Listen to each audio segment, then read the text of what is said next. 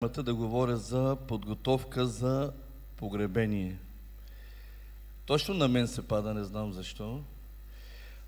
Но за да влезем в тази тема, аз много бих искал да започна малко по-напред и малко ще схвана някои неща от това, което брат Демчо говори, за да може да свържим така нещата, тъй като не знам колко от вас, мисля, че всички, имате познати и комшии, които днес децата, когато са починали родителите, децата днес се мразят. Поне аз там, където живея, няма къща, където деца, братя и сестри да са се сбили, да са се претрепели и до ден днешен да се съдят и какви ли не неща да правят. Не знам при вас как е. Затова, аз ще прочета един текст, който може би ще кажете защо точно него. Лука 12 глава 14 стих. Идва един човек и казва на Господа: Господи, помогни ми да разделим с брат ми имота си, имаме проблем. И Господ отговори, а той му отговори: човече, кой ме е поставил да ви съдя или да решавам делбите ви? Амин. Ще се помоля. Божи небесни, благодарим Ти сега, Господи. Моля Те да дадеш благодат за проповядване и благодат, Господи, за слушане и за разбиране на Твоето Слово. Предавам всички Твоите благословени ръце, нека отново всичко да бъде чрез Теб и за Твоя слава. Амин. И сега ще кажете защо точно този стих. Какъв е проблема? И как може да занимават нашия Господ точно с това? Преди това знаете, че са идвали при Господ хора, които са казвали: имаме проблеми, дъщеря ми умира, сине ми умира, Лазар почина, с такива голями проблеми. Изведнъж идва някакъв човек, който има също негов голям проблем и казва: помогни ни да разделим имота си с брат си. Мислите ли, че това е нещо безобидно?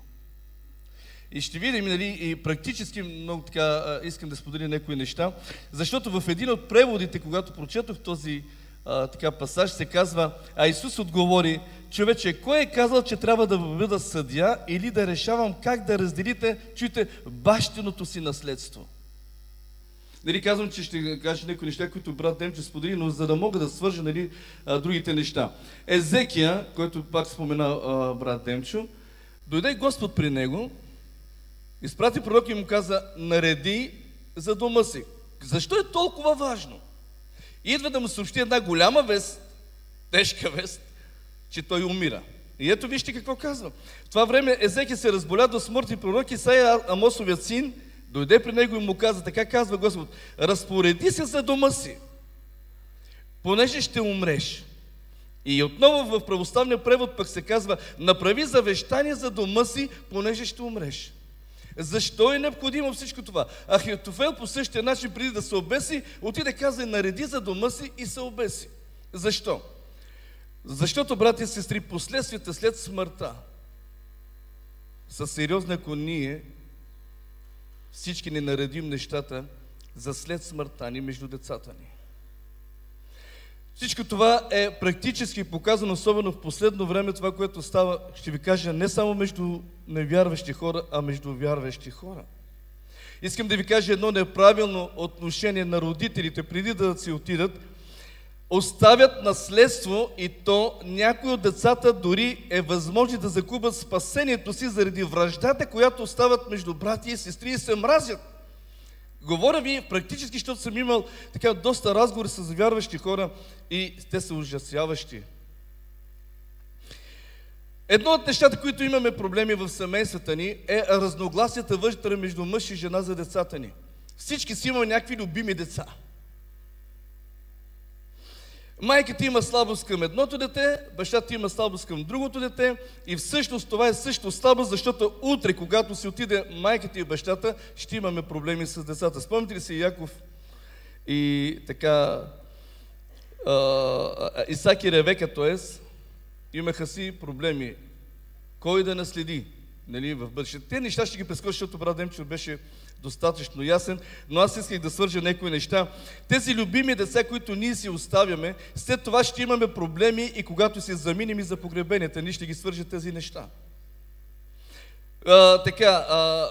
Само да намекна за тези любими деца, винаги в децата оставя едно неразбиране, или по-скоро бих казал неясно разбиране от нашето отношение към децата ни. Повечето децата си мислят, че някой друго е повече обичано от нас. Така ли е при вас? Колко ти да показвате, нали, безпристрастие към децата, на всеки даваш по един и същи начин, но все пак едно от децата или някой ще каже, ти може би обичаш нея повече или него обичаш повече. И ако и тези неща не ги уточним докато сме живи, след това, когато си отидем, това създава проблеми. Имаше ли проблеми и в децата на Яков? Имаше, нали? Защото те си мислеха, той Яков, като гледаме нашия баща, обича много нашия най-малкия син и го намразиха до толкова, че, нали, да благодарим на Бога, че Яков след това ги изясни нещата, децата после се обичаха и не се изтрепаха един друг. Това, което ние, може би, като слабост не го правиме. 12 ученика. Имаше отново един такъв проблем. Кого обича Исус повече? Спомняте си, дори Петър имаше един такъв проблем. Каза, когато видя ученика, този, който Исус обичаше повече, нали, и му каза, добре, аз ще умра, ама нема ли също уча си на него нещо, така по-тежко и на него да стане? И Исус уточни нещата. Ти върви след мен, а какво ще стане с него да не те интересува, нали? Но все пак, давам ви тези практични неща, защото те са в домът ни. Те се получават. Ако ние не уточним нещата, докато сме живи, и бих казал, докато мислим, говорим и разсъждаваме, защото по някой път може да дойде момент, в който не може и да мислиме, защото аз съм виждал случаи хора, нали, родители, които не знаят вече какво правят и какво не правят, децата дават, подпиши се тук, просто да ти видя подписа. Слушали сте за такива случаи? И казва, брат ми взе всичко без да разберем. И, нали, ще стигнем и до там. Така, имаме проблем, когато Давид, примерно, вече в края на дните си, ще прочита тази история, за да я поясня, Трето царе. И така Вицавея влезе при царя в спалната, в царят беше много стар и слонамката Ависега му прислужваше. Вицавея се наведе и се поклони царя и царят те попита, какво искаш? А тя му отговори, господарю, ти си заклен за Господа, твоя Бог, че твоят син Соломон непременно ще царува след мен и той ще седи на престола ми. Но към тебе, господарю, мой царю, към тебе са обърнати очите на целият Израел, за да им известиш кой ще седне на престола. Иначе, когато господарът царят ми заспи с бащите си, аз и Соломон ще бъдем смятани за престъпници. Сега защо я взех тази история? Тоест, ето една мъдра жена дойде при Давид и каза, имаме проблеми. Дори един от синовете, спомня си, че беше се възцарил самоволно, отиде и каза, баща ми вече е стар, чака да стана цар. Викна си някои около него, почнаха да пеят, да свирят. И тогава тя дойде и каза, виж, ти ако оставиш така нещата, ще имаме проблем, ще се изтрепят децата. Към тебе се обърнат очите ни. Сега, докато можеш да говориш, докато можеш да кажеш нещо, кажи си тежката дума, защото отидеш ли си, тук ще стане нещо, нали, лошо. Тоест, виждаме мъдрост, която може да вземем от Библията, докато още говорим, мислим, разсъждаваме, да има начин да подредим нещата след нас, след погребението.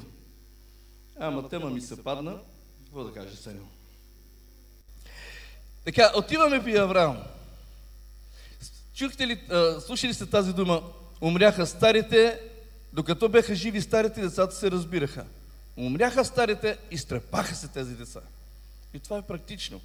И къде е проблема? В децата ли е проблем или просто старите не са се свършили работата? При живи. Така, спомните си, че Авраам имаше двама сина. За нас е важен един Исак. Обаче, когато умря Сара, ушким беше на 100 години, ама имаше и други жени и много деца. Нали, така се породиха. И казва, Авраам даде целия си имот на Исак, а синовете на наложниците си Авраам даде подаръци и докато беше още жив, обърнете внимание, докато беше още жив ги изпрати, кой към изток, кой на еди си къде, кой на еди си къде, разпрати ги всички и ги изгони оттам, за да няма проблем след това наследника. Ето една мъдрост. Преди да си отидеш, направи всичко необходимо за децата си, за да не се мразят утре. За да не се ненавиждат утре. Това, което ти като мъдрост ще остави за децата си, от нас зависи дали децата ни ще се обичат или ще се мразят, дори и когато умрят. Знаете ли, искам да ви споделя нещо, сега се сещам. Тъй като в една от службите бех задал един въпрос и чух, че възрастните жени отговарят много неадекватно. И аз казвам, в голямите църкви някак си не познаваме добре възрастните и направихме една такава служба за възрастни. И когато започнахме да говорим с тях, се оказа, че повечето от тях не знаят какво е покаяние. А идват 10-20 години и те не са запознати с какво значи покаяние. И най-интересното беше, една жена, когато ги събирахме, сподели следното. Тя е преди мен във вярата. Аз мразя моите родители, те починаха. Те са починали и казва, аз ги мразя тези хора. Мразя ги до костите си, така нещо такова се изрази. И аз казвам, ама как можеш да говориш това? Ти знаеш ли, брат, каза, на мен не ми оставиха нищо. Не ме имаха за нищо. Всичко дадоха на братята ми, а на мен не ми дадоха, мразя ги. Какво става с тази жена, ако стане с това мразене? Разбирате ли? Ето едно неправилно отношение. Една жена се отива в ада, защото неправилно отношение на родителите. Тя отива с мразене към родителите. Знаете какво означава да мразиш родител? Не само родител и някой друг да мразиш, колко повече родител. Какво проклятие идва върху един такъв човек? Ето едно неправилно разрешаване на тези проблеми с децата ни. Как да наредим за погребение? Сега, ама брат Митко, защо да ми се падна тази тема? Много такава тема, но все пак трябва да го споделим.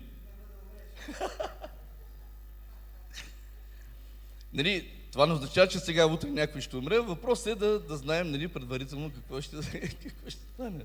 Да. Така. Мислиме, че по-богатите хора имат по-големи проблеми при раздялата. Но искам да ви кажа, че при бедните е същата работа. Примерно, ако старите имат една стая, аз съм свидетел, на бедни хора старите имат една стая. И когато починат, въпреки че другите си имат, отново идва войната. На кой да е тая стая? Въпреки че си има всички. Познати ли са това? Имате ли такива случаи?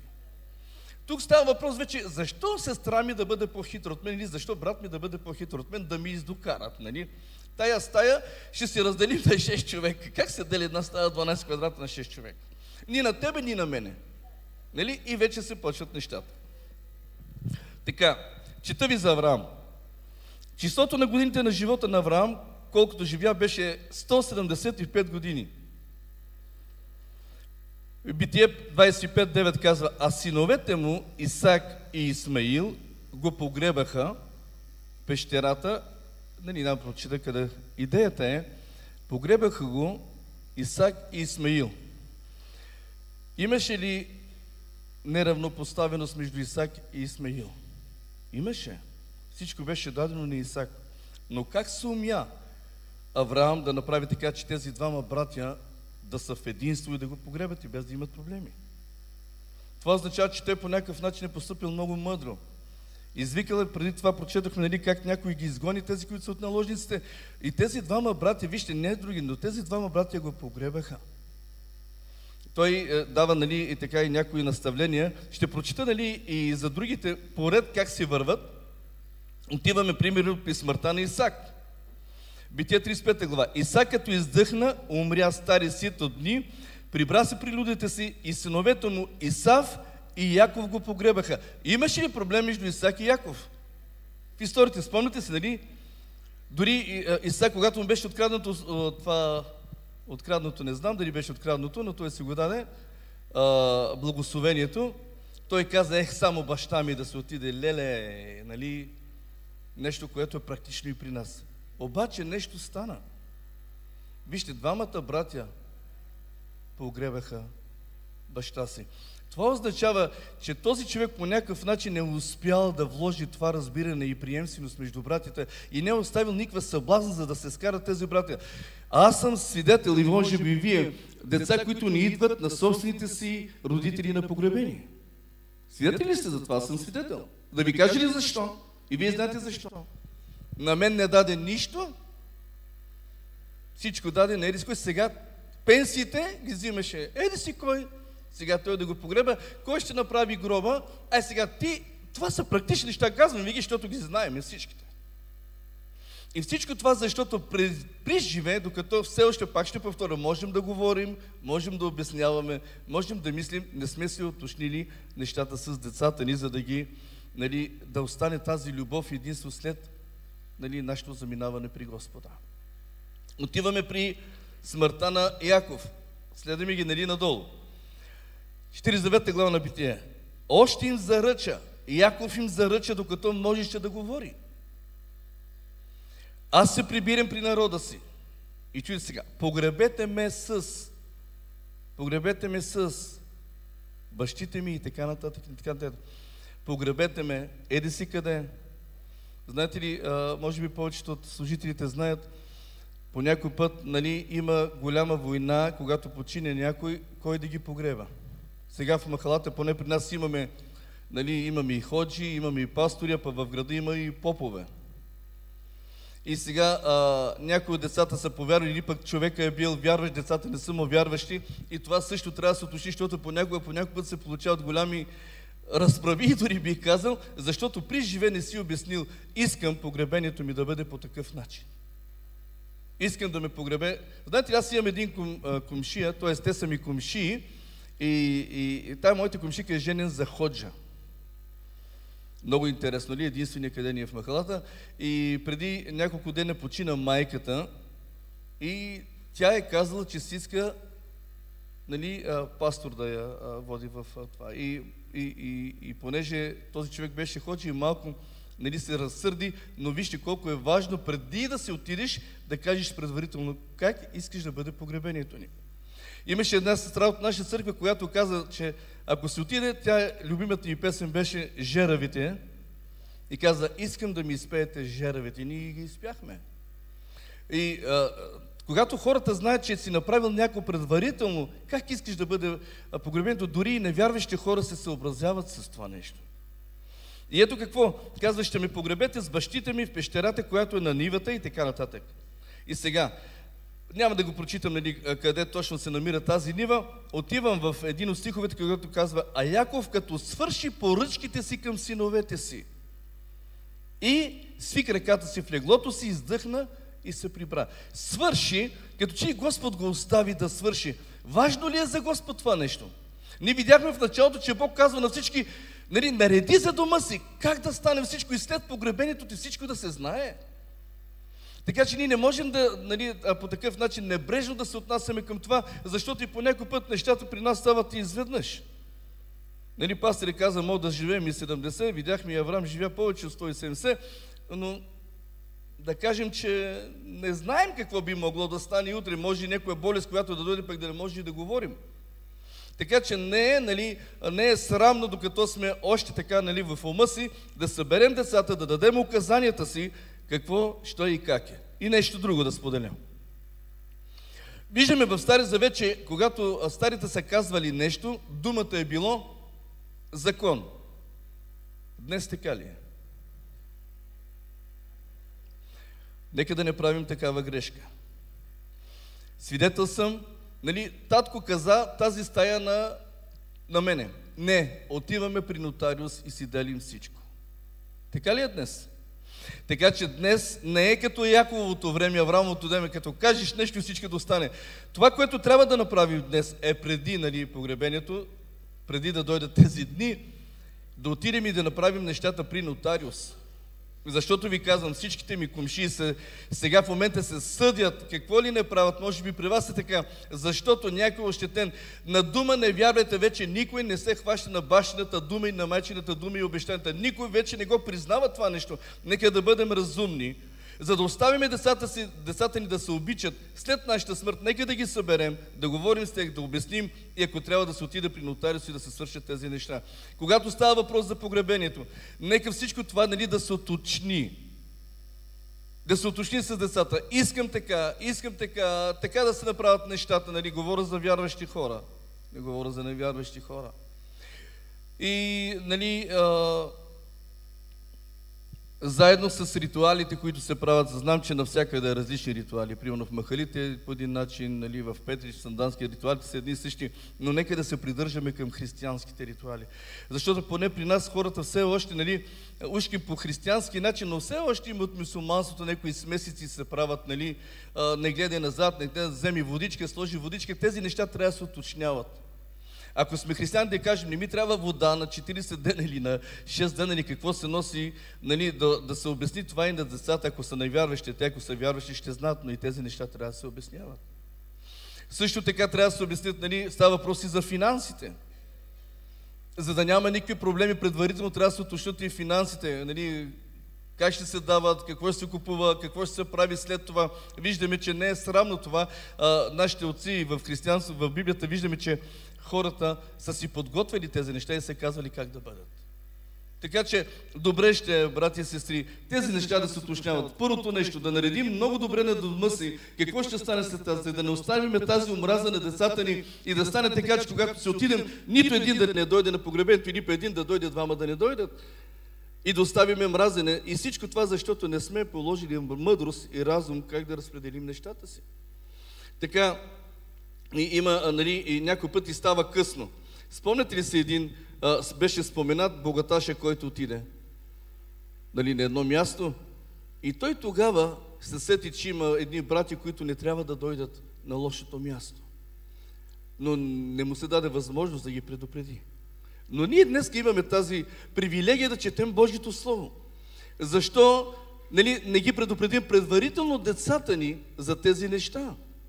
Защо да не им кажем предварително, за да не дойдат? Нали, беше споменато и от брата, че трябва да им кажем и за това, ако се мразят и ако се обичат, къде ще отидат след това.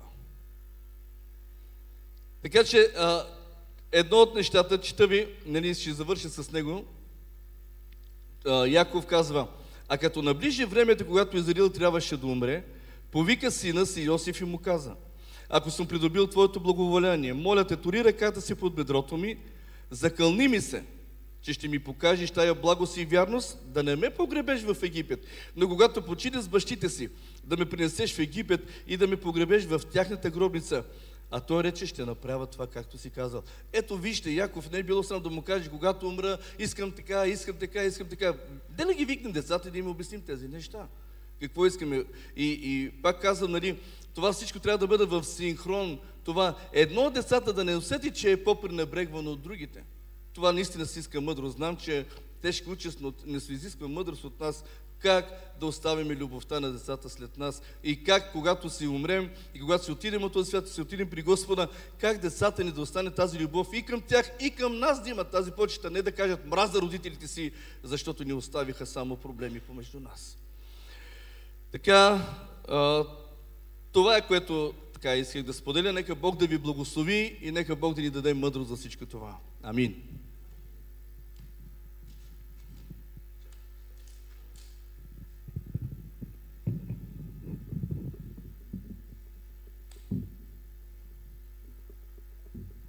Някои от вярващите са много хитри при погребението.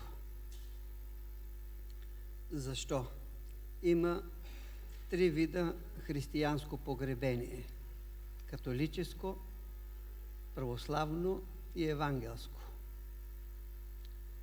И някой път съм свидетел, канат ме на погребение и поканил мене, поканил и извън регулацията друг пастир. И аз се намирам някой път в небрано лозе и съм готов да бегам и напускам и не давам на никой обяснение. Ако ти си бил член на 3-4 църкви, това значи ти не знаеш на къде одиш. Второто е, поканили са мене и гледам и Оджета и он дошъл.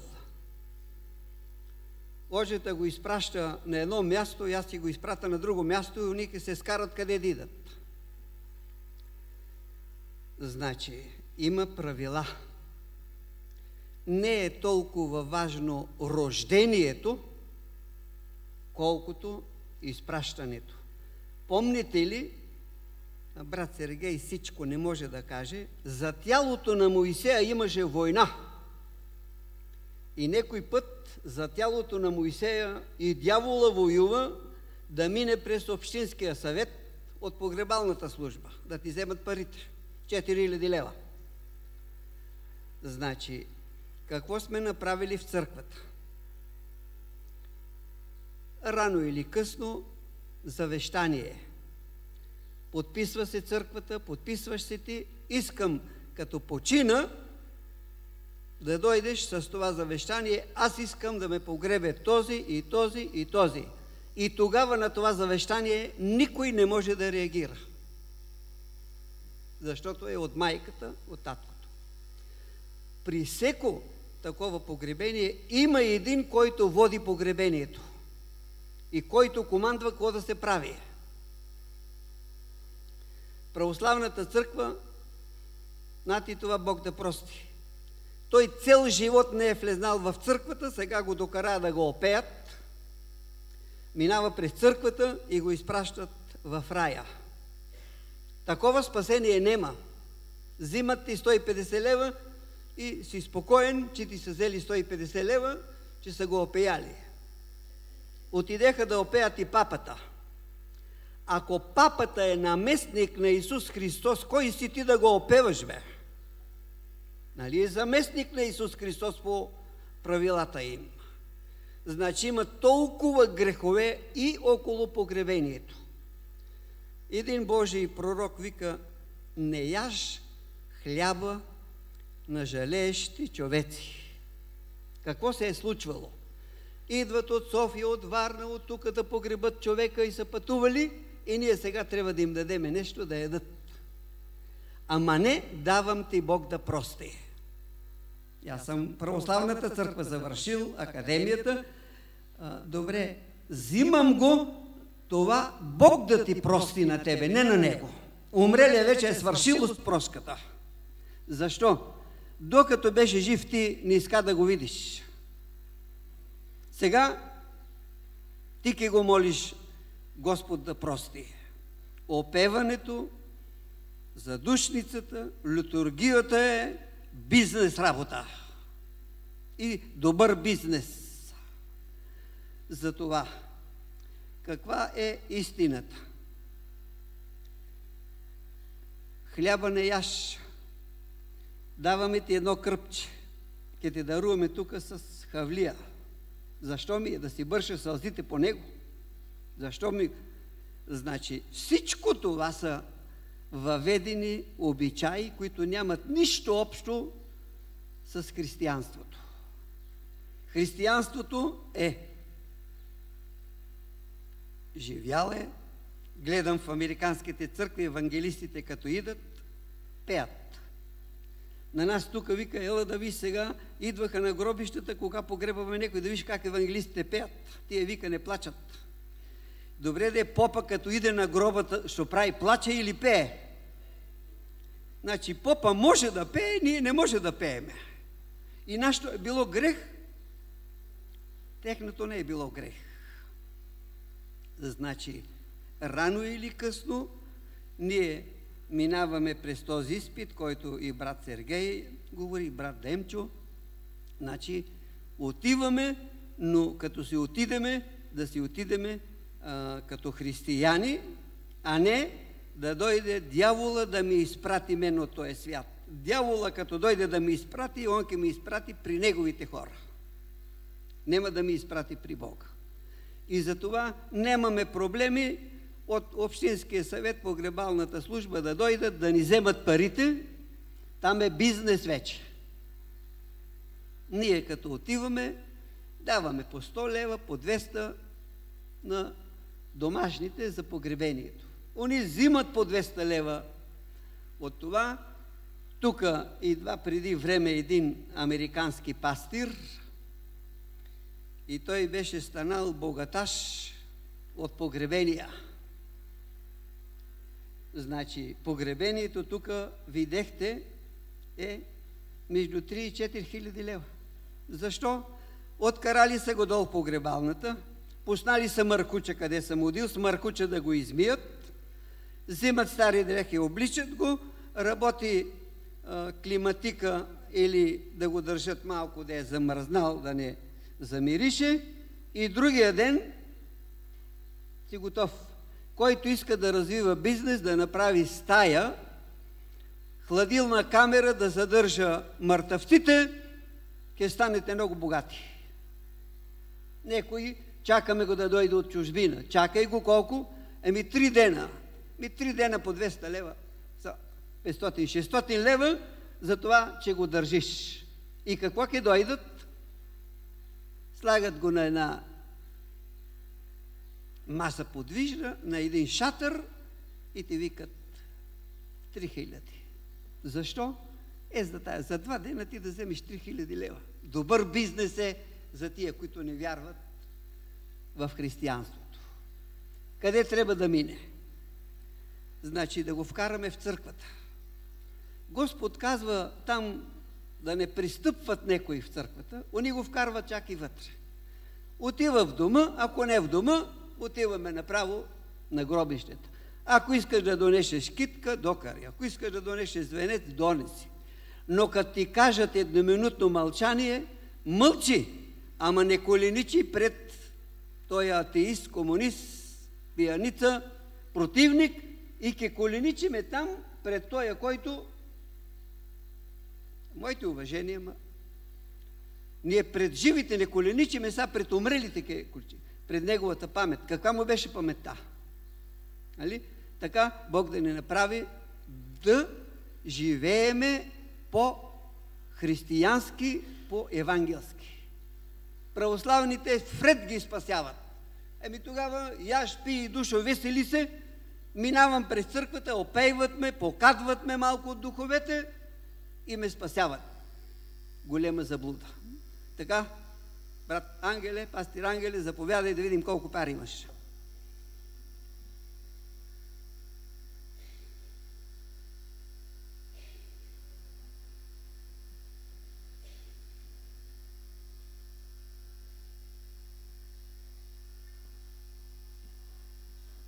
Дойде и моя ред.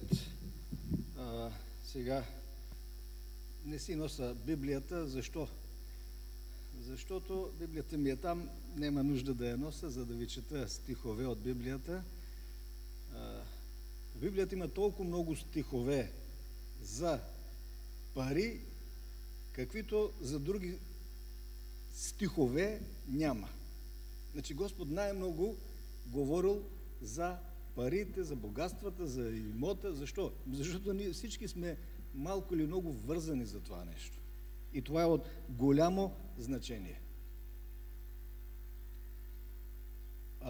Само едно нещо искам да добавя тук, преди да почна за парите. Вчера гледах там едно предаване и казва какво е наказанието на хората, които не се отнасят в Китай, не се отнасят с уважение към възрастните хора, към родителите. И там имаше няколко отговора. Верният отговор беше, значи, ако децата не уважават не само материалните и духовните нужди на родителите, може да отидат в затвора. Това е в Китай. Къде сме ние? Нали? Да. И ще го уважаваш ли сега, както беше споменато тук от няколко братия, нали? Си отиде, па и няма да отиде, вика, на погребение. Защо? Защото нещо, нали, така нататък. Ако си там, и в затвора ще те вкарат, но както и да е. Така, въпросът е да се върнем ние към парите. Какво е нашето отношение към парите? Словото пише, че парите са дар от Бога. Че парите са благословение от Бога. И когато Бог ни ги дава и ни ги подарява и не благославя, как ги използваме ние тия пари? използваме ли ги или ги трупаме? Нали, бели пари викат за черни дни. Но то ти как си натрупал, ти колко черни дни ще имаш? Ти може да нямаш нито един черен ден, ама трупаш. А пък Господ те благославя, за да имаш. И като ти е дал, за да имаш, защо ги трупаш? Ами ще дойдат, както понекога казват хората, много бързо върват парите. Ами те върват, мине сега, 5-6 дойде, ще дойдат други.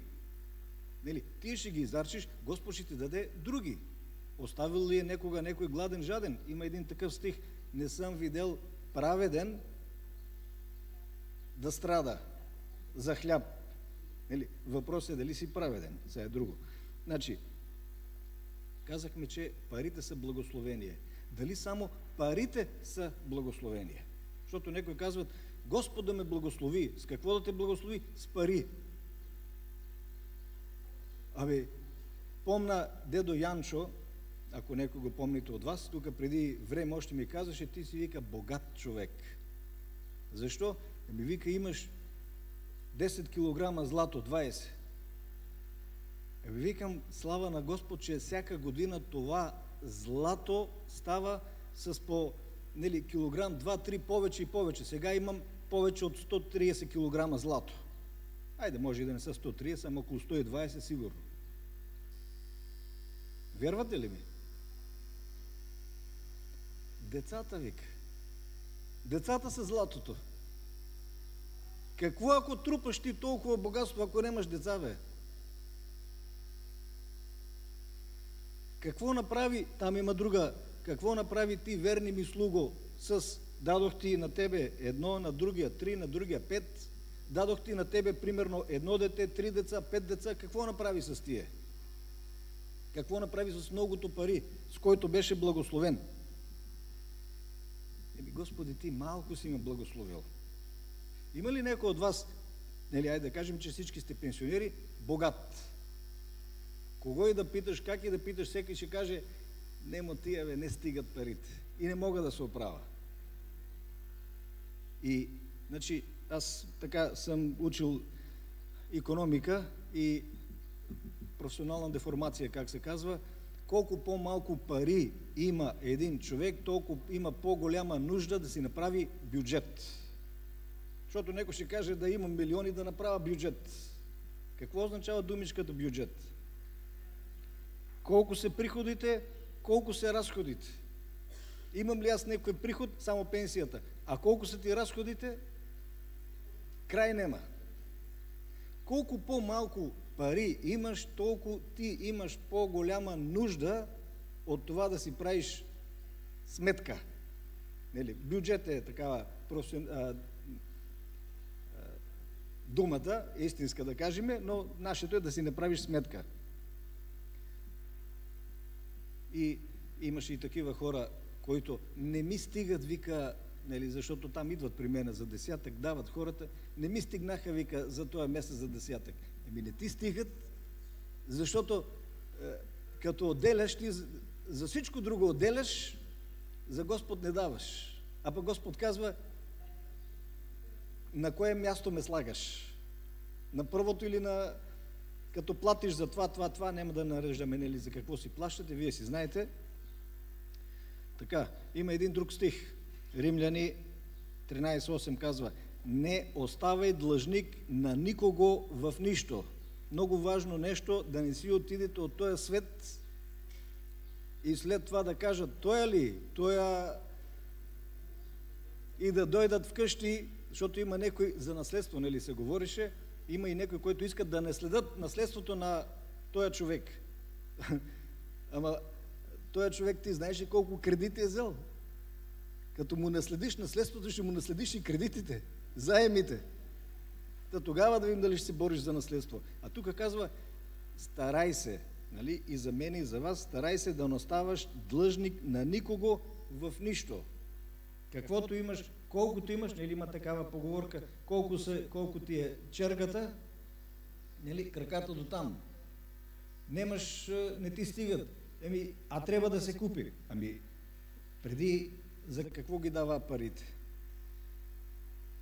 Има един стих, друг в Исаия казва: изживявате парите за онова, което не е хляб.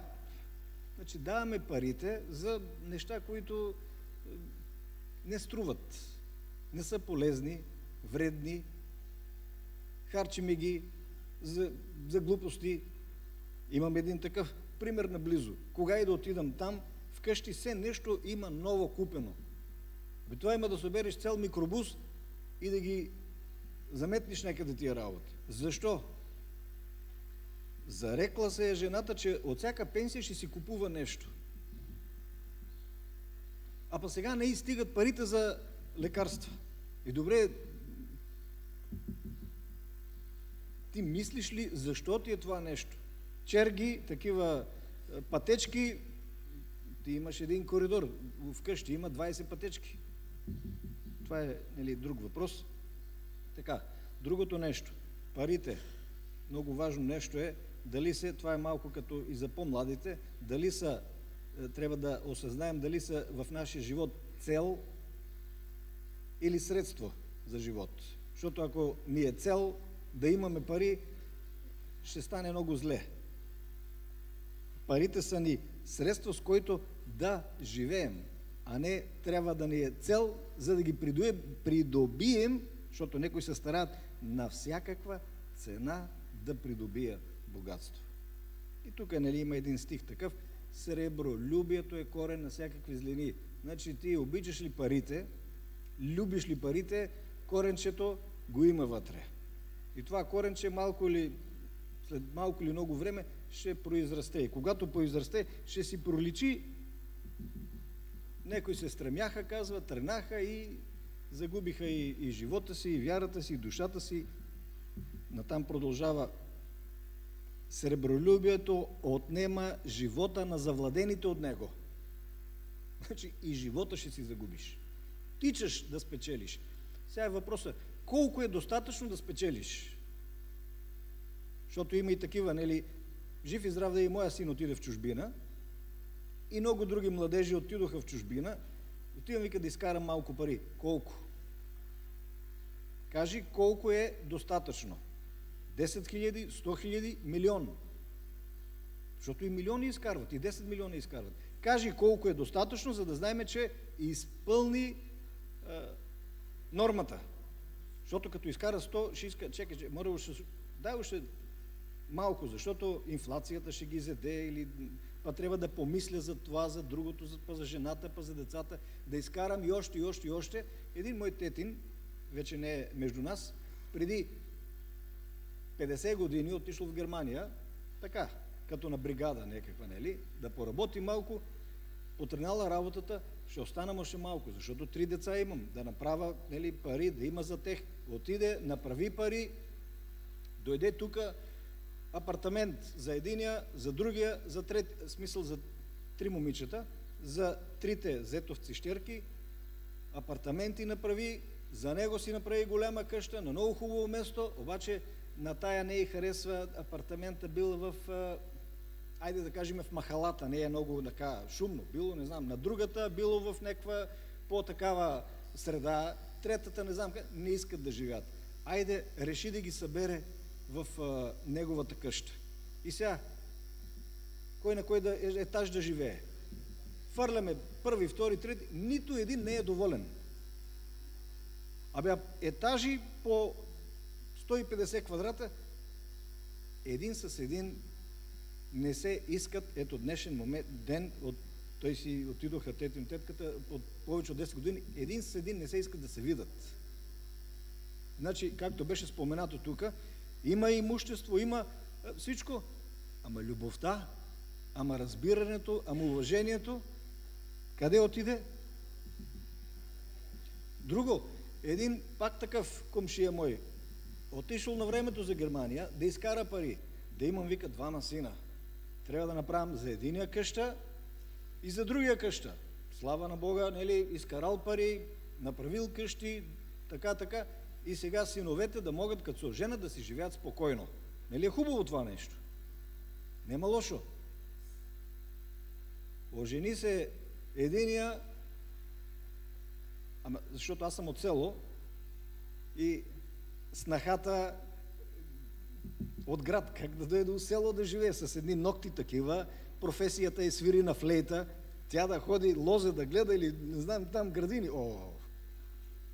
Взе си го, нали, и отиде в Скопие там да живее. Другия и той се ожени за друга подобна, той си отиде на другия край. И сега таткото вика, ще да направим 2 къщи на по 2-3 етажа, ама обзаведени, об всичко. Нема кой да живее. Накрая продаде къщите, с жена му си взе една гарсоньерка, вика, и лозя. Защо, вика, цял живот се трудам, се мъча?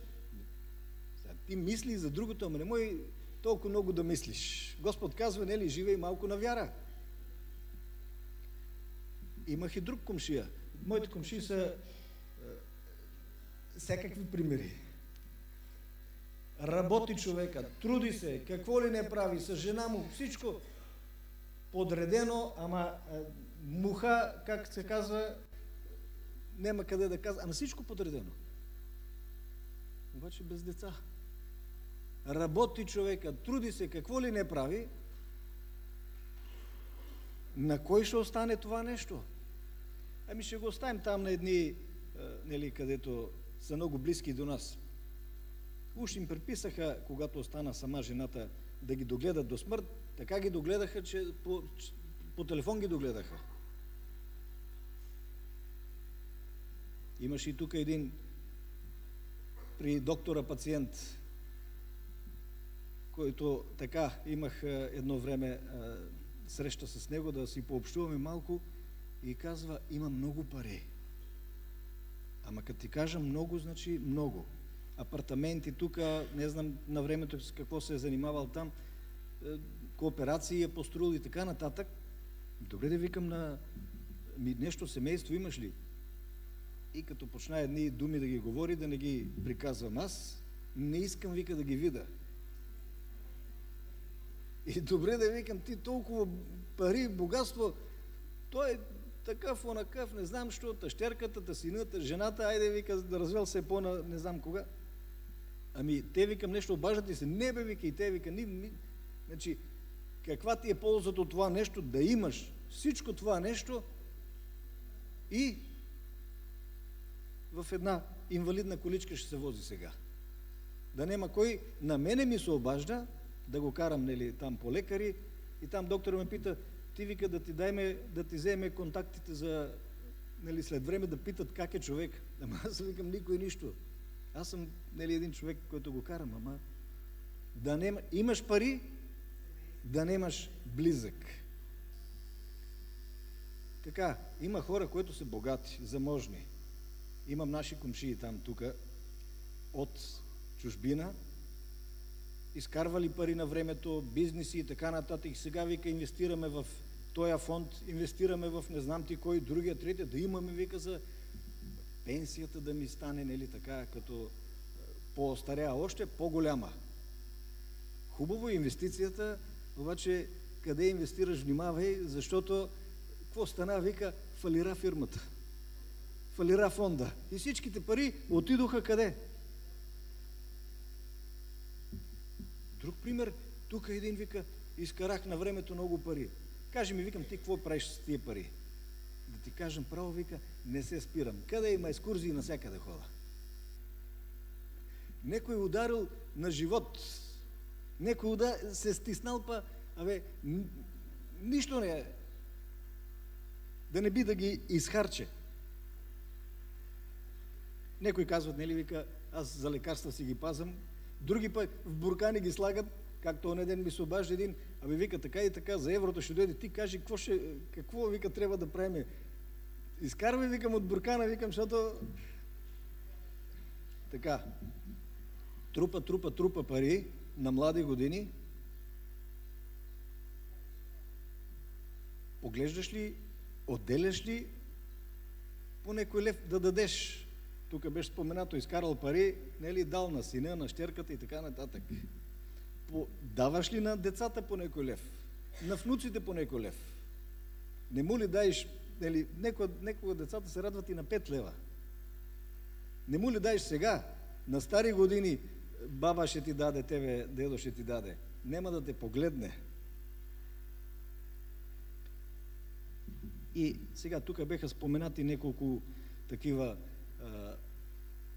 грешки относно наследството, относно парите, грешката на Авраам, грешката на Давид, когато не си превземат длъжностите, така да кажем, да се разпоредат за дома по-навреме, за да не стане проблем. И сега да ги прескочим тех, ще дойдем до Соломон. При Соломон пише, вика, всяка година приблизително по 20 тона злато е пристигало. 20 тона злато всяка година. Значи човека при него имаше всичко. Какво да прави сега с това богатство? И там е споменато, нали, брата каза, всичко имам. Каква полза за човека от целия му труд? Това го казва Соломон. Всичко, вика, суета. Нали? Имам къщи, имам лозя, имам градини, имам водоеми. И след това продължава. Намразих целия си труд, защото трябва да го оставя на човека след мен. Имаше ли деца Соломон? Имаше. Колко? Не съм се потрудил да ги сметна, но имаше деца. Ама на кого да го остави сега? Кой ще го наследи? Какъв ще е той? Дали ще, защото трупа всяка година по 20 тона злато, той 30 години по 20, това е голяма сума. Той, на който му го оставиш, дали ще е умен или ще е безумен? Защото ти си трупал и той, който дойде след него, за нула време може да го... И защо се трудиш ти тогава? И другото нещо, той, на който ще му го оставиш, той труди ли се с тебе? Работи ли с тебе? Значи ти ще работиш цял живот, той живот ще живее и накрая препише му го. Така, има и друго нещо, къде казва, видял ли това нещо? Самичък, вика човек, няма другър, няма до него никой, няма край на труда му. За кого бе човек? И продължава, лишаваш живота си от блага. Тук говорим, не да одиш по екскурзии по това. Защото ги гледам некога хората, да си вземем, вика, хлябче и нели това оно. Вземи едно саламче. Има и такива, които идват в магазина, ще си вземам, вика, от хубавото. Вземи си, тази пенсия е за тебе. Децата да се оправят. Ако можеш да му помогнеш, помогни му. Не си длъжен ти да го гледаш детето до па и внука, и па и не знам кой, па и училище, защото имало и такива случаи в църквата. На внука, вика, трябва да му дам кола, искал да си купи. Ти задължен ли си ти да му купуваш кола на внука? Ти на сина не трябва да му купиш, не па на внука. Така. Който обича сребро, вика, няма насита, значи не трябва да обичаме, не трябва да се увличаме. И другото, умножават ли се доходи, умножават се и ядачи. Значи колко много пари има, толкова повече и хора желаещи ще има и това всичко, вика, ще бъде за собствена вреда. Накрая беше споменато, ще може да дойдат да се разкарат, да трупам, яш пи, душо, живей, да, ама утре не знаеш какво ще е, когато дойде утрето, душата къде ще иде? Трудиш ли се за Бога или трудиш се за парите? Нашите очи са насочени нагоре или нашите очи са насочени надолу? Това на земята, никой колко да е богат не може да си ги вземе парите, не може да ги вземе със себе си. Остава всичко тук. И последния стих, не се увличайте в сребролюбие, казва. Задоволявайте се с това, което имате, защото сам Бог е казал, никак няма да те оставя, никак няма да те забравя. И да немаш пари, бъди праведен, няма да останеш гладен и жаден. Бъдете благословени.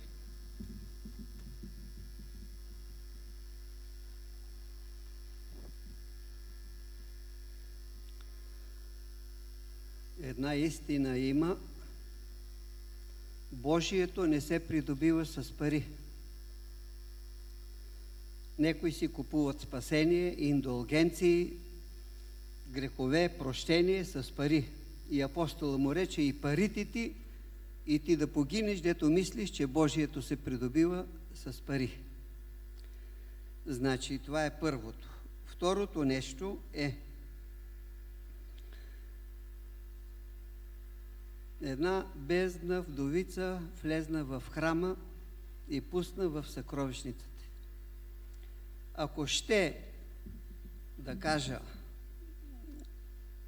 всички богатства, апостола вика, и тайни да знам, парите идват и си отиват, на храма какво си оставил? Нищо. Много пъти някои дължат пари на магазина и аз ги изпращам невярващите, на оне свет ке те търса некъде за парите.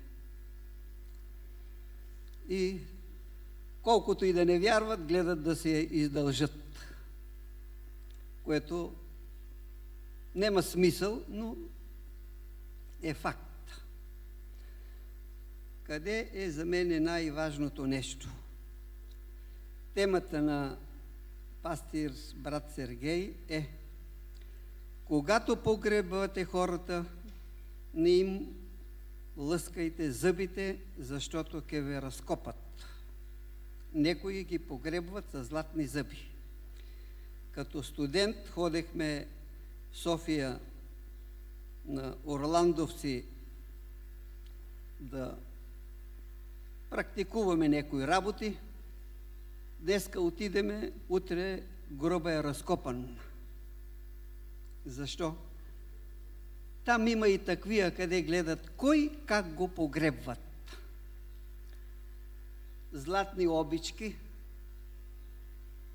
нали, после пръстени и некъде на всички поне, кога ги погребат, им слагат ръцете така, да се видят.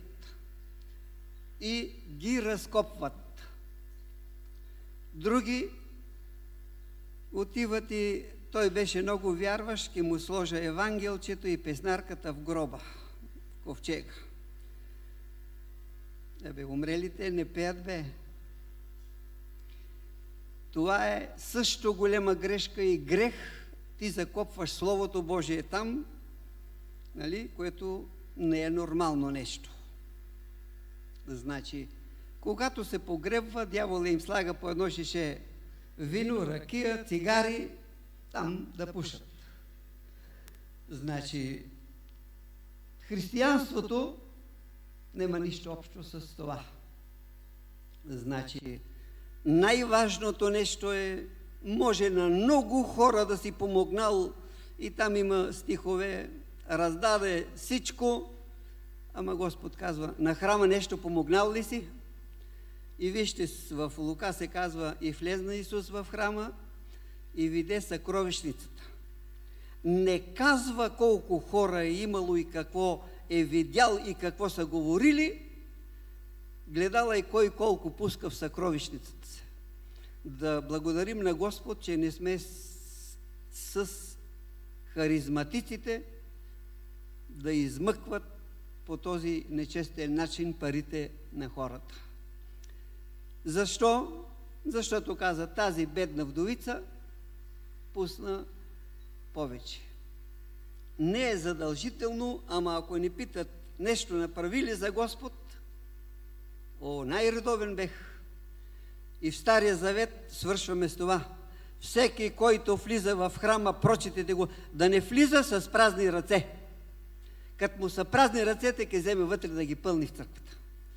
Значи, трябва отвънка, като дойдеш, да носиш нещо на Господ.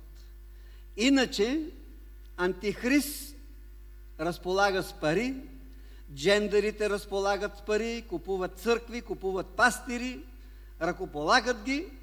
Те са много по-жертвени от нас, уж истинските християни. И Господ казва чрез апостола: не ще ви вашето, не ще ви ни парите, не ще ви ни къщите, искам, вика, вас. центъра е душата на човека, не е центъра богатствата. И някои са тръгнали по богатствата на хората, а забравят, че най-скъпа е душата. Заповядай, сестра Димке, да видиме пенсионерите какви грешки и грехове правят. Да не са много, да не вкараш в грехове. Вот има и женски грехове, пенсионерки, не само.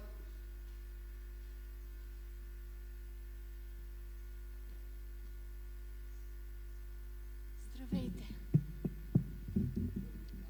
Преди да започна, искам от името на цялата църква. Аз съм Димка от Гоце Делчев.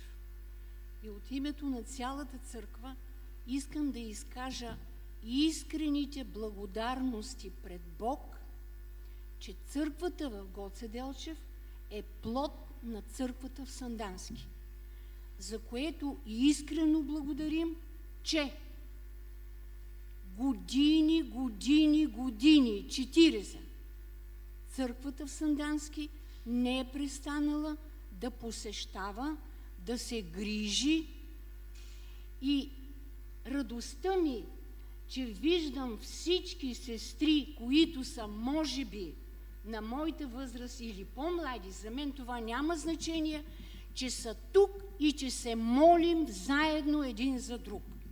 И това, което Бог изпраща като слово към нас, искам да прочета един пасаж, който е от книга Псалм, който книгата Псалм говори не кой да е, а един слуга, който премина през много грехове и реши да сподели нещо, което Бог му е открил, и да го даде и да го остави в Словото Божие, за да можем и ние да се получим и да знаем, че колкото повече години Бог ни дава на тази земя, и моята баба казваше, това бяло видело чедо никога не омръзва, но колкото повече години Бог ни дава, толкова повече грешим. И това е една голяма истина, защото когато сме повярвали, сме били аз и съпруга ми, и от тези двама Бог ни даде 2 прекрасни деца. От тези 4 Бог ми даде 4 внучки. От тези 4 внучки Бог ми даде 2 правнука. И аз осъзнавам и съм безкрайно благодарна на Бог за всичко това, но виждам собствените си грешки, които с колко хора повече общуваш, толкова по-явно стават грешките ти пред тях. С колко хора повече общуваш в семейството, толкова повече младите те дразнят и ти отговаряш по начин, който не прославяш Бога.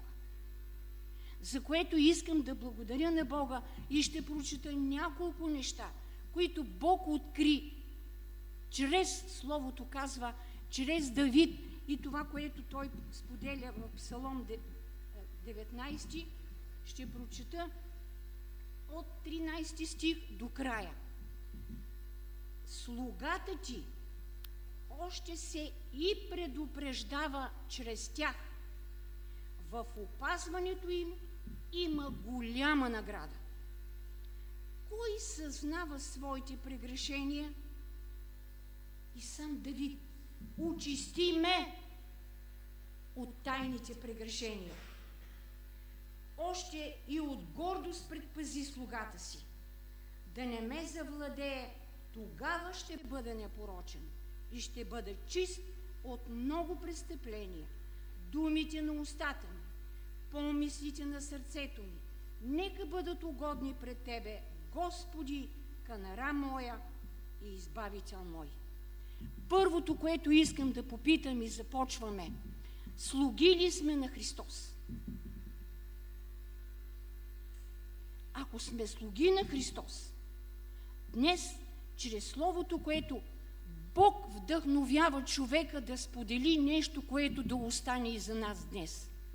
И това, което е вдъхновен Давид, и това, от което е вдъхновен Давид, казва така: слугата ти още се и предупреждава чрез Словото Божие. На нас ни е много трудно някой да ни каже нещо, което вижда като грях в нас.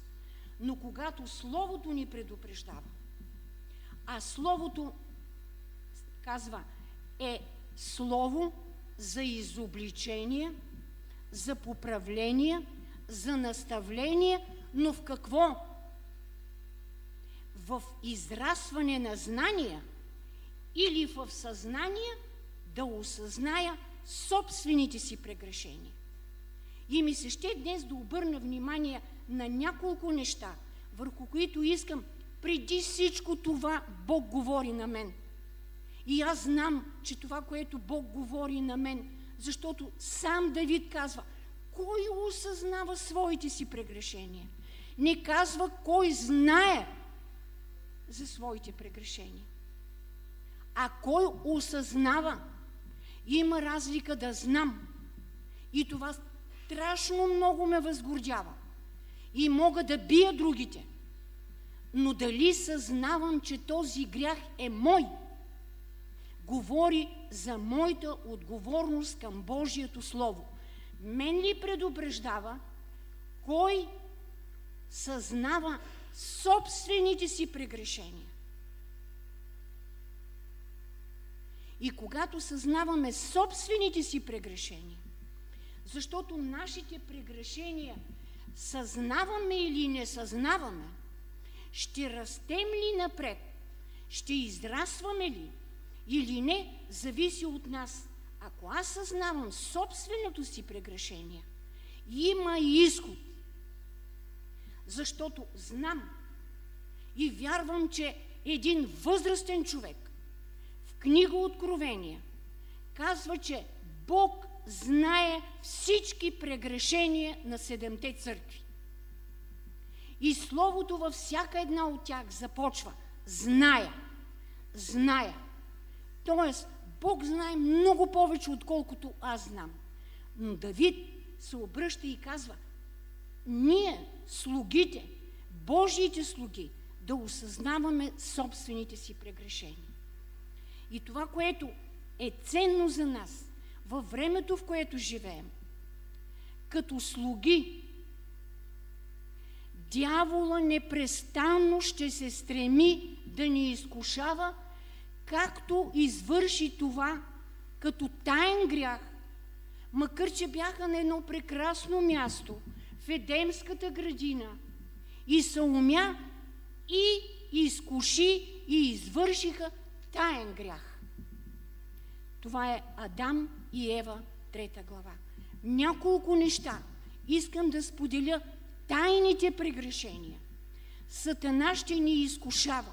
Затова и първото нещо, когато попита Исус преди да влезе, да се кръсти, го попита: ако си Божий син. И аз питам: ти, Диме, Божия щерка ли си? Ако си Божия щерка, дявола няма да те остави. Дяволът действа като една мощна електроцентрала. Моята плът, моята душа и моят дух непрекъснато са изкушавани. И това прави във всеки един от нас. Докато не дойде Бог да дигне благодатта, те ще работят и тяхната цел на Сатана, на клеветника, на дявола, на изкусителя е негова работа и търси нас. И имаме ли тайни грехове? И имаме. Сатана изкушава ли ни? Но нека никога не забравяме. Сатана изкушава моята собствена страст.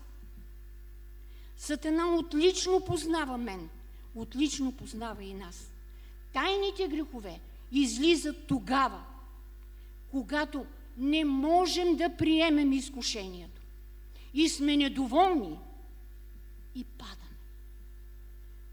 Кой от нас съзнава колко пъти е паднал, от когато е станал Божие дете? Много пъти. но начина, по който Бог предизвиква това днес към мен и вас. Осъзнаем ли го?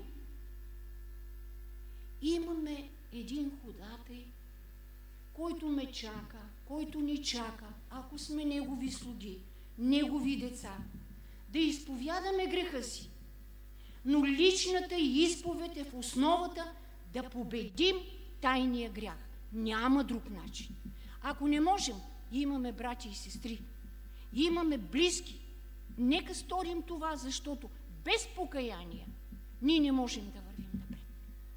Първият таен грях, казва Словото, Адам и Ева. Вторият таен грях, Битие 37 глава. Кой продаде брата Йосиф? Кой? От завист собствените му братя. Нека вземем, ако това са собствените братя. В църквата също има завист. Защо на мен, да не на теб? Защо пак той, да не аз? В църквата също има завист. И тази завист е дело на нашето недоволство. Недоволството е идол в сърцата ни.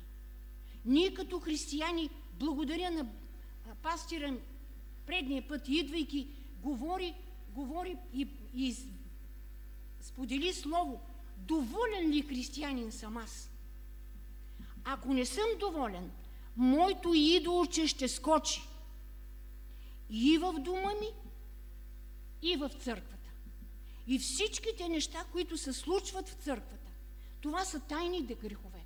Никой няма да застане срещу вас и да го каже. Ако той има нещо да ни каже, нека го кажем насаме.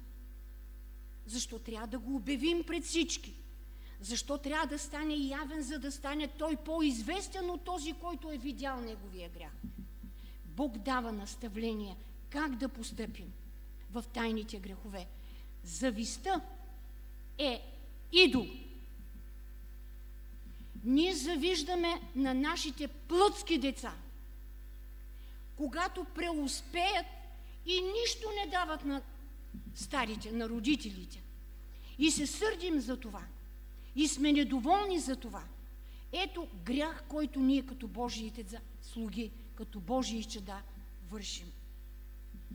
В Второзаконие 27-24 си казва така: проклет, който тайно удари брат си. Брат си в църквата. Как го удряме?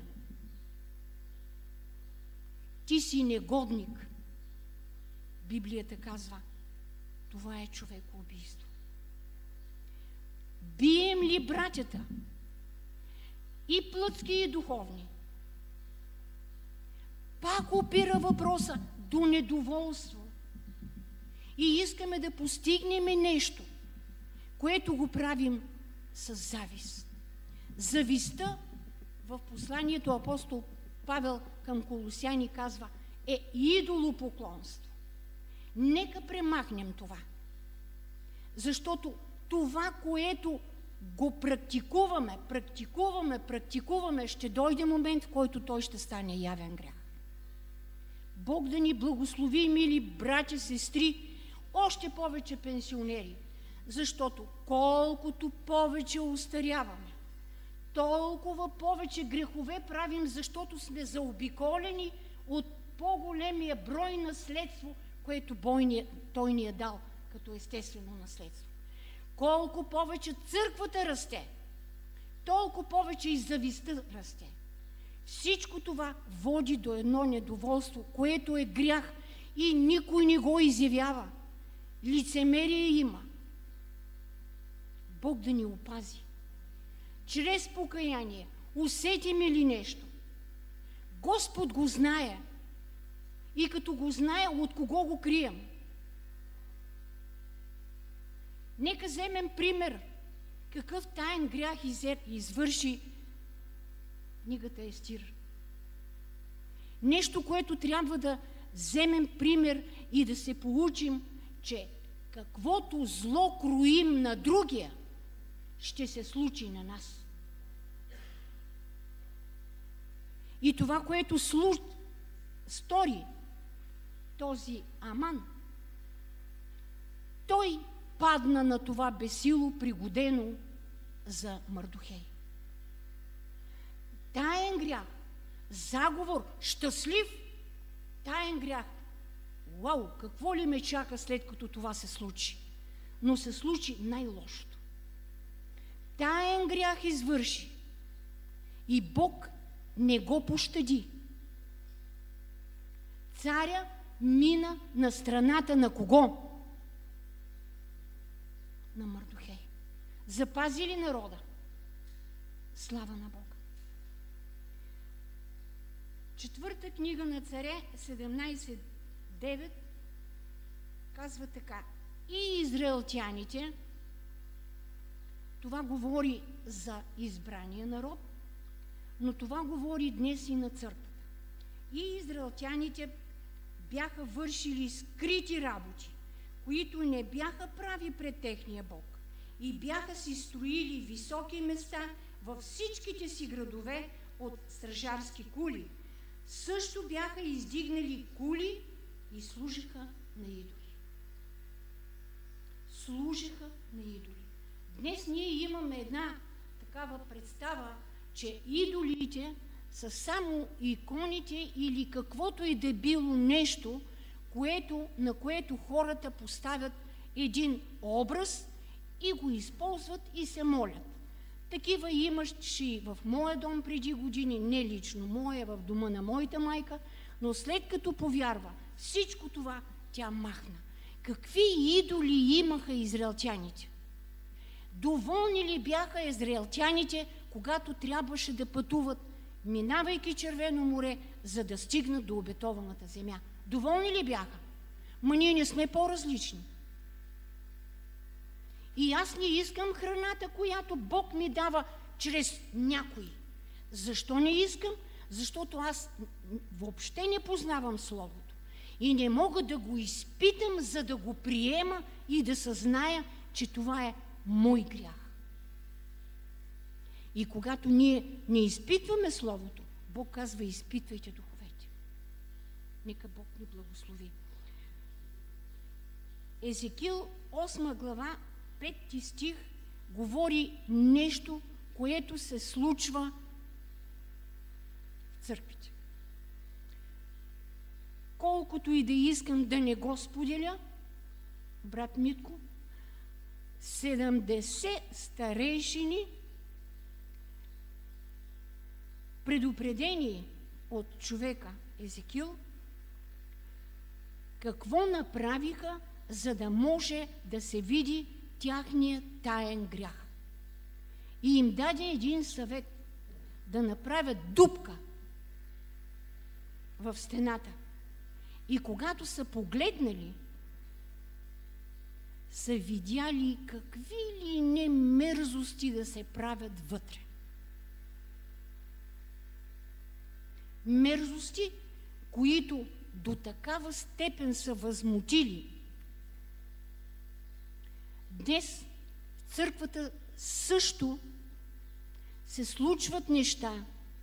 Бог е поставил, има настоятелство и въпреки всичко от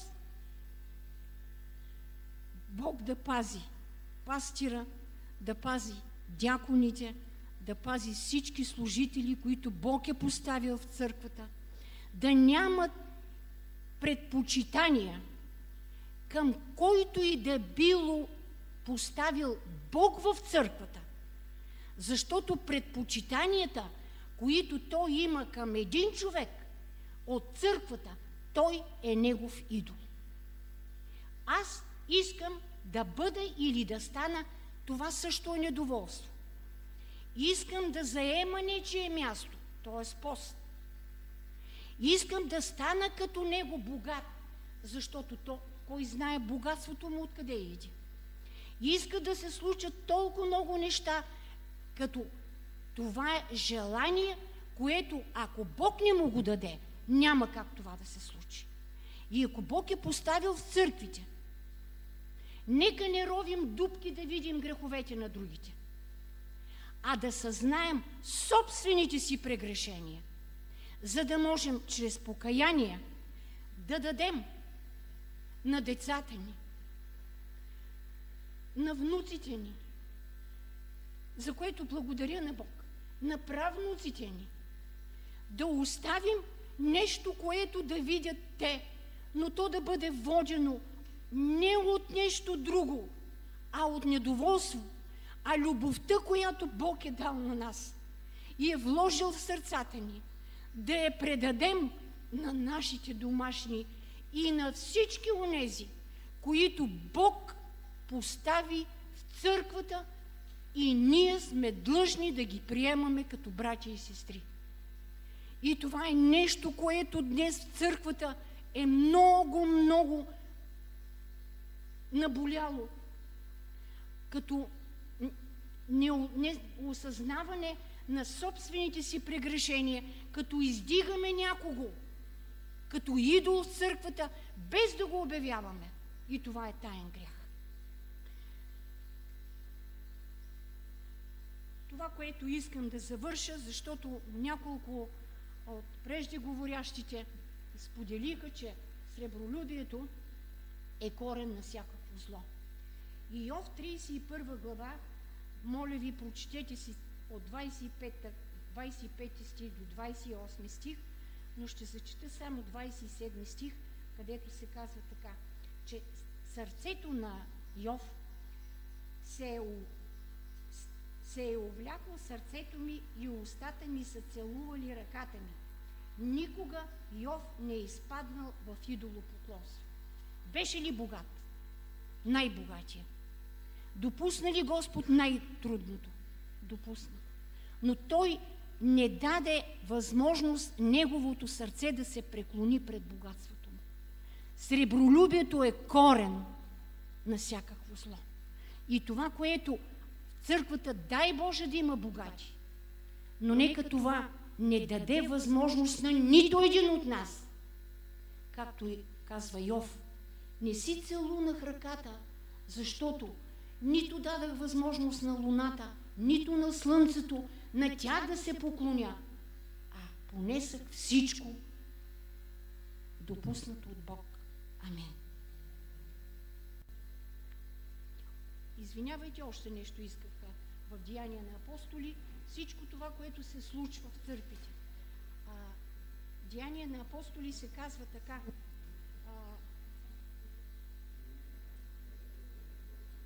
5 глава. И когато се породи стремеж у езичниците и иудеите с началниците им да ги опозорят и да ги убият с камъни, когато в църквата се види успешно благовестие, църквата види нещо, което вместо да се радваме, че това Бог и днес употребяват хора.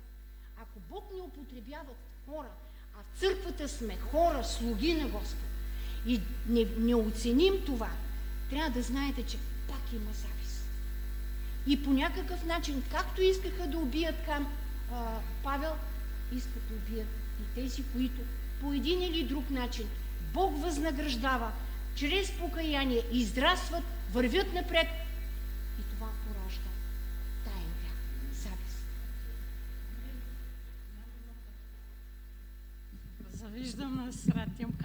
Най-после нам водна да остане един пенсионер да каже някои неща. Да съвсем младите наполучаваха. Искам да ви кажа нещо. Това е най-стария служител в нашия район. На години. Най-стария служител. 40 години служи, гледа църквата, водя. На години е над нас, над всички нас тук.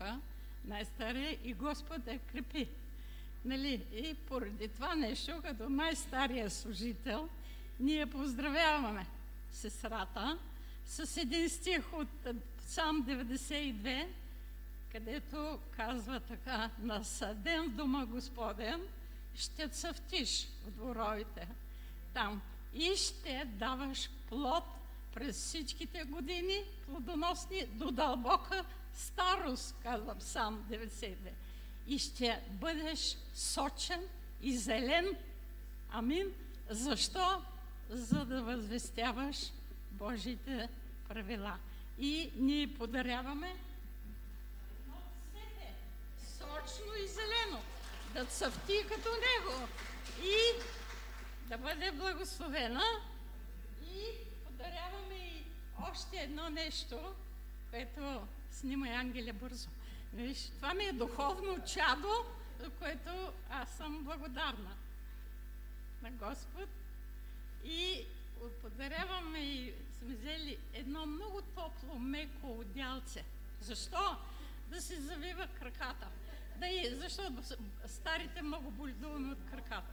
Краката и да бъдат винаги топли, живи, дейни, да продължи да върви в този път. Още колко години Господ е определил да върви напред, да върви. Нека да си наведем главата и аз искам да се помоля за нея. Господи, благодаря Ти за сестра Димка, за толкова години, че е верен Твой служител. Издигаме днеска пред Тебе и Те моля за Твоята благодат, сила духовна и телесна, слово и мъдрост там, къде си е поставил, да си свърши мисията, Господи, до край, да ходи в Твоя път и Ти да бъде с нея, с дома и с потомството и с правнуците. Благословена да бъде, Господи, и ние Ти благодариме за този Твой служител. Амин. Амин. Господа е да отделото да се завърши. Си сема Библията.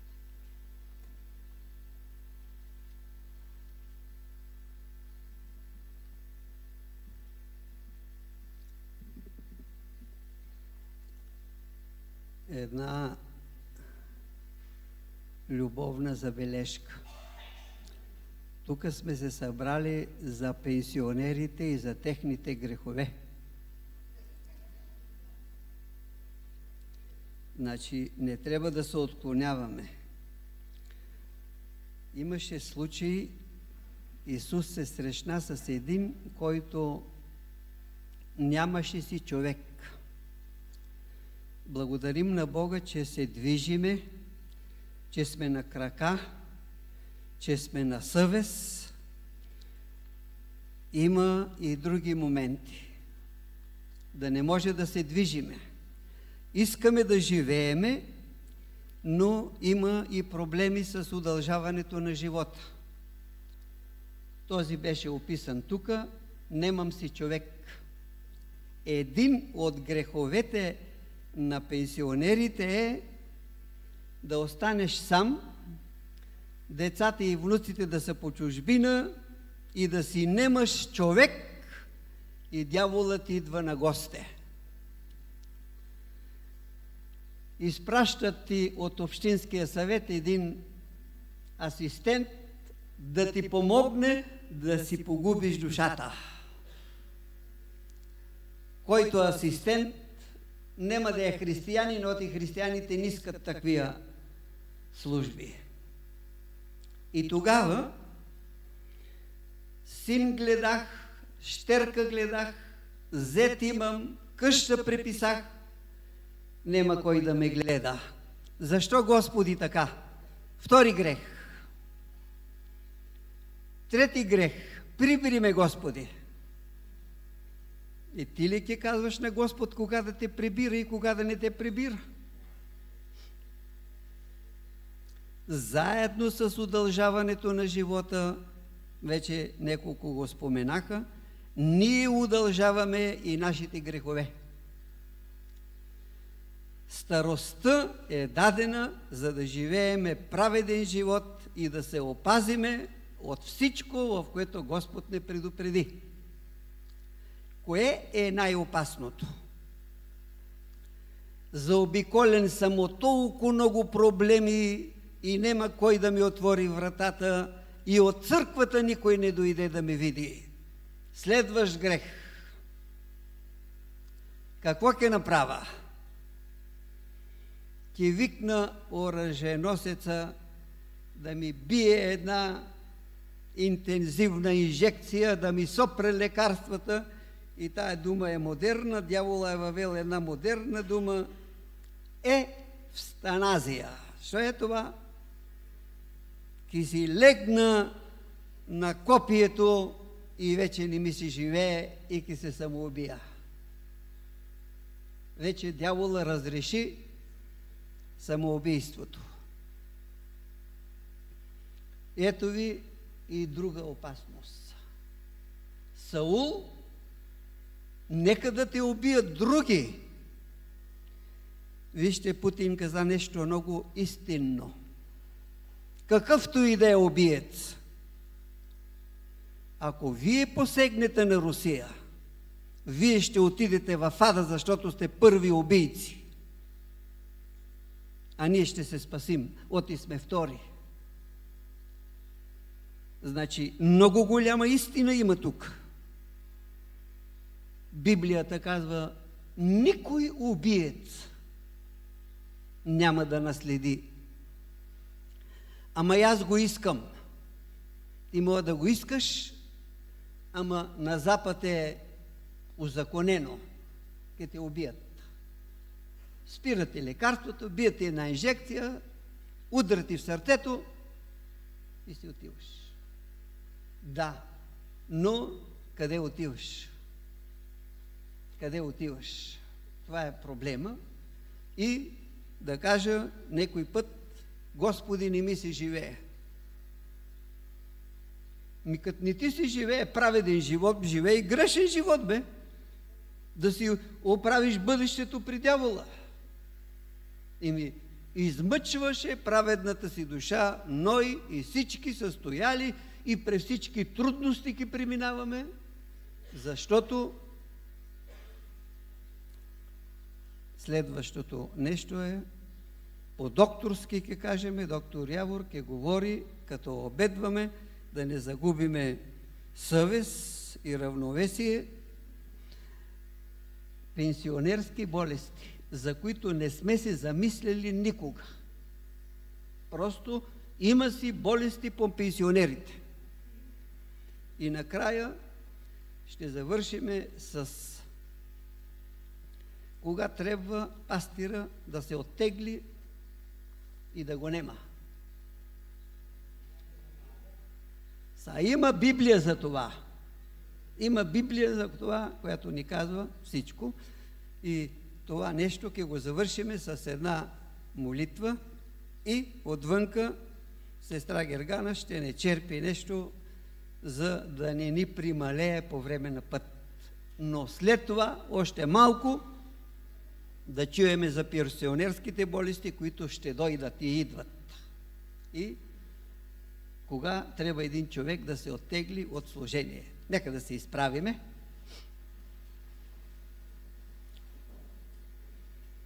Господи, благодаря Ти за всички, които Ти ги използва, братя и сестри, чрез Твоето Слово, за тази определена, опасна и съдбоносна възраст, която си ни дал да достигнем. И благодарим Ти всички, че до този момент сме сред живите, благодарение на Твоята любов и на това, че Твоя Святи Дух е работил в нас и това, че Твоето Слово не крепи и Ти си този, който ни удължаваш дните на земята, но молиме Те заедно с удължаването, удължавай и праведността ни, свидетелствата и най-вече удължавай, Господи, делата, които Ти изискваш да вършиме чрез Словото Ти и чрез Твоя Святи Дух. Благослови тази храна, бъди, Господи, чрез Святия Си Дух освещение, приемаме го с благодарност и нека тя да бъде, Господи, за изцеление на телата ни, но и за сила, за служение, чрез физическото ни тяло. Амин.